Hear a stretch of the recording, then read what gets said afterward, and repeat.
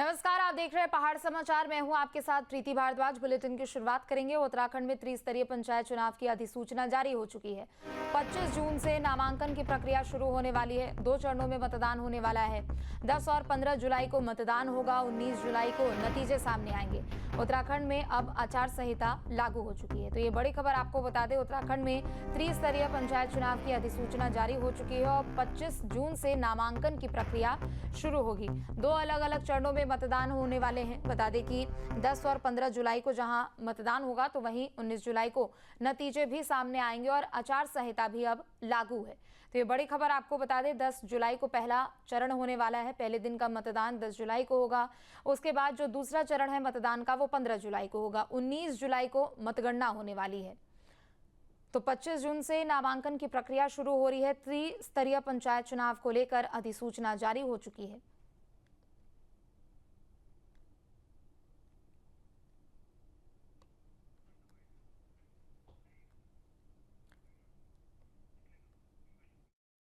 नामांकन की कार्रवाई सभी पदों की 25/6/2025 से प्रारंभ होकर प्रातः 8 बजे से और प्रतिदिन प्रातः 8 बजे से 4 बजे तक, साढ़े 4 बजे तक नामांकन किया जा सकेगा और नामांकन 4 दिन किया जा सकेगा, 25 जून से लेकर 28 जून तक। ये चारों कार्य दिवस हैं और इनमें नामांकन की कार्रवाई होगी। निर्वाचन 2 चरणों में होगा। प्रत्येक चरण के जो ब्लॉक हैं अभी आपको उसका सेट दे देंगे। पर्ची स्टेट बनाया गया है कि प्रत्येक चरण में कौन कौन से विकास खंड शामिल होंगे। पहले चरण के जो प्रतीक आवंटन है, जो सिंबल अलॉटमेंट है, वो 3 जुलाई को किया जाएगा।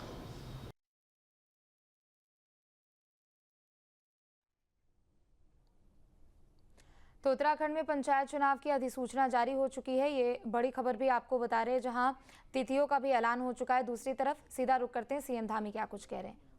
श्री नरेंद्र मोदी जी का बहुत आप सबकी तरफ से, अपनी तरफ से, कि उन्होंने जैसा स्वामी जी ने कहा, 1 अर्थ, 1 हेल्थ, 1 फ्यूचर और 1 फैमिली, ये मंत्र हमारे प्रधानमंत्री मोदी जी ने दिया है। वसुधैव कुटुंबकम के अयम निजम परोवेति गणना लघु चेतसाम उदार चरित्रा नाम वसुधैव तो कुटुंबकम। यानी कि ये छोटा है, ये बड़ा है, ये तेरा है, ये मेरा है, ये हमारी संस्कृति का कभी भी हिस्सा नहीं रहा। हमारी संस्कृति हमेशा से कहती है कि सारी पृथ्वी हमारा परिवार है, सारी पृथ्वी हमारा घर है। इसी को हम आत्मसात करते हैं और पूरी दुनिया ने देखा कि जब भी दुनिया के ऊपर कोई संकट आया, दुनिया के किसी देश में संकट आया, तो भारत और भारत की सरकार ने हमेशा सबसे पहले जाकर वहां मानवता के नाते सेवा का काम किसी सरकार ने किया, किसी देश ने किया, तो ये भारत भूमि ने हमारे प्रधानमंत्री मोदी जी के नेतृत्व में किया। सभी सुखी हों, सभी निरोगी हों, यह भी मंत्र है और इसको हम सबको आत्मसात करना है। इस मंत्र को आत्मसात करना है तो योग को भी आत्मसात करना है, अपनी जीवनचर्या का हिस्सा बनाना है। फिर से मैं इतना, क्योंकि पूज्य साध्वी जी ने बहुत विस्तार से बातें कर दी और पूज्य स्वामी जी ने, महाराज जी ने हर बात बताई, लेकिन मुझे लगा मैं इतने सारे दुनिया के 25 से भी ज्यादा देशों के लोग और एंटी फ्लावर और फायर हमारे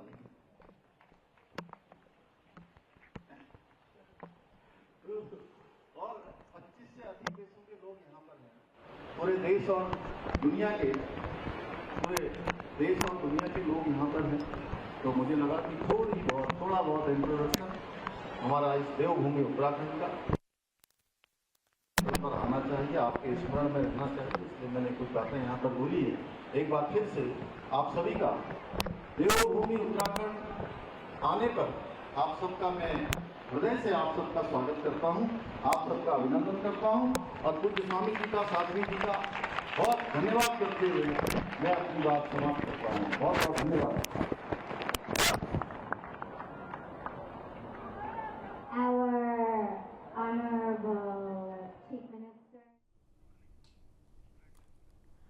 आगे बढ़ेंगे। पंचायत चुनाव को लेकर कांग्रेस प्रदेश अध्यक्ष करण माहरा ने सरकार पर गंभीर आरोप लगाए हैं और साथ ही कहा कि उनकी पार्टी चुनाव के लिए तैयार है। कांग्रेस दमदार तरीके से चुनाव लड़ने जा रही है। देखिए, हमारी तैयारी तो पूरी है। हमने प्रभारी नियुक्त कर दिए हैं और नीचे हमारे सीनियर लीडर्स जाने भी लगे हैं। लेकिन बीजेपी ने शुरुआती गेम की बेईमानी से की है। 2011 की जनगणना के आधार पर ये पंचायत चुनाव हो रहे हैं और फिर से रोस्टर को जीरो किया गया है।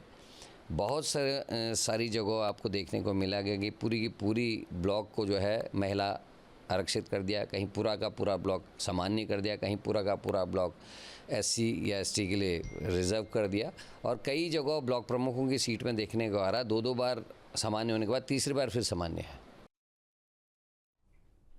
तो वहीं नई टिहरी थाने इलाके में एक बड़ी वारदात हुई है। संदिग्ध परिस्थितियों में PRD जवान की मौत का ये पूरा मामला, परिजनों ने अब जांच की मांग की है। मृतक की पहचान रोशन प्रसाद के तौर पर हुई है। पुलिस ने शव को पोस्टमार्टम के लिए भेजा।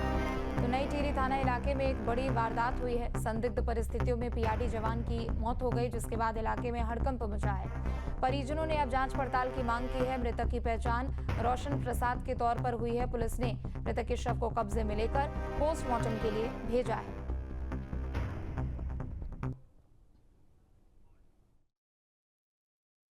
इसकी ड्यूटी थी नाइट की 11 बजे से। मेरा छोटा भाई है रोशन नोटियाल, तो ये कह रहे हैं कि इसने सुसाइड कर दिया। वो खिड़की भी दिखा रहे हैं, तो खिड़की पे कोई आदमी मरता नहीं, उसका पाँव नीचे लग रहे हैं, सब चीज़ है ना। उसमें किसी चीज़ को आदमी मरता है तो वो छड़पड़ाता है, कुछ निशान है उसके चेहरे पे, खाली गले पे थोड़ा सा है बस। आदमी वो करता तो उसके लैट्रिन होती, पेशाब होते, कुछ नहीं ऐसा। घटना ये है कि हमको जो है 12 बजे जो है फोन आता है रात को, BTV रात, और कहते हैं कि यहाँ जो है सुसाइड कर दिया रोशन लाल ने। मेरा भतीजा लगता है। और जब हम यहाँ सुबह को आए तो पता चला कि ये जब उन्होंने जो है वहाँ पर दिखाया हमको कि यहाँ पर सुसाइड किया, तो हमें नहीं लगा, हमें संदेह है कि सुसाइड नहीं हुआ, बल्कि ये कुछ आपसी रंजस के कारण हुआ है कुछ। तो 11वां अंतर्राष्ट्रीय योग दिवस देश भर में धूमधाम के साथ मनाया गया और उत्तराखंड में भी लोग बढ़ चढ़कर हिस्सा लेते हुए नजर आए। 4 अलग अलग जिलों की तस्वीर है आपके सामने। रामनगर, नैनीताल, उत्तरकाशी और अल्मोड़ा की ये तस्वीरें हैं, जहां पर लोगों ने धूमधाम से 11वां अंतर्राष्ट्रीय योग दिवस मनाया।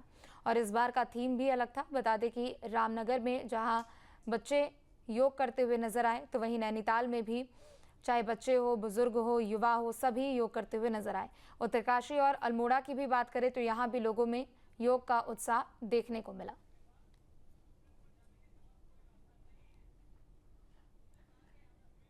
जहाँ भक्ति है हर शब्द में, कथाओं में छुपे हैं दिव्य रहस्य और ज्योतिष देता है जीवन को दिशा। धर्म से जुड़ी हर बातों को जानने के लिए हमारे चैनल स्तुति को सब्सक्राइब करें।